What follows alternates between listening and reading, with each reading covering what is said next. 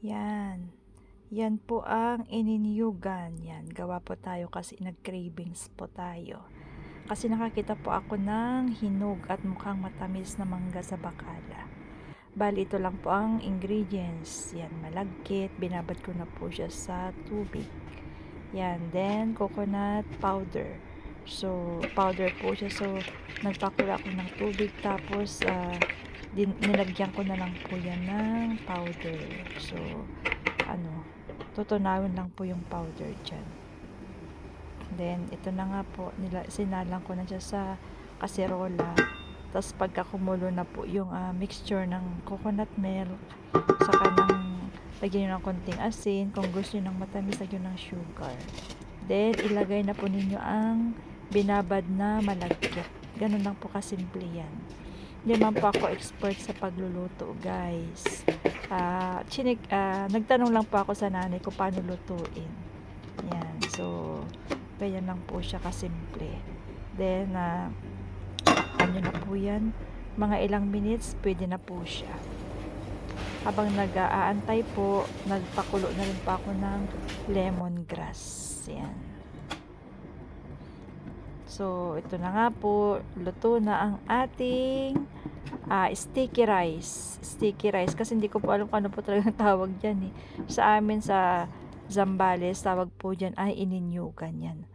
Yan. Pag nanay kong nagluto niyan, napakasarap. Kaso nag-crave lang ako, kaya ako na lang po yung nagluto. Yan. Tapos, meron din po tayong lemongrass na tea. Ayan, umpisa na po natin ang pagkain ng aking namimiss na ininyugan o ang sticky rice with the mango. Yan, kasi ano po yan, perfect combination po siya. Napakasarap. Sa mga hindi pa po nakakatikim, itry nyo po yan. As in, promise talaga. Talagang masasarapan kayo, lalo na kapag yung pagkaluto po ninyo ng sticky rice ay talagang ano siya, yung malagkit. Ayan, malagkit talaga siya.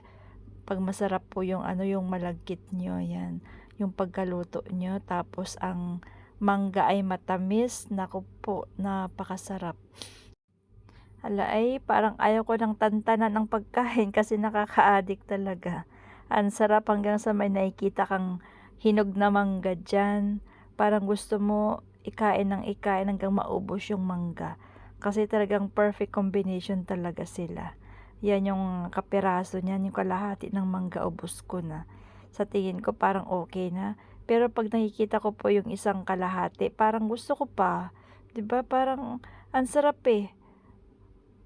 Talagang gusto mong ubusin. Kasi lalo na bagong luto, may init pa po yung inyo pong sticky rice or yung ininyugan sa amin. Hindi ko po alam kung ano pong tawag sa inyo. Basta sa amin, ininyugan. Yan, di ba? Sa Tagalog, hindi ko sure kung anong tawag yan, sinukmani or ano. Basta sa English naman, sticky rice yan. Yan ang perfect combination niya. Yan. Yang hinog na mangga sa kayang sticky rice na yan. Solve na po kayo. Sobrang sarap, nakadalawang hiwa po ako ng mangga. Ayan. Tapos sabayan po natin ng lemongrass.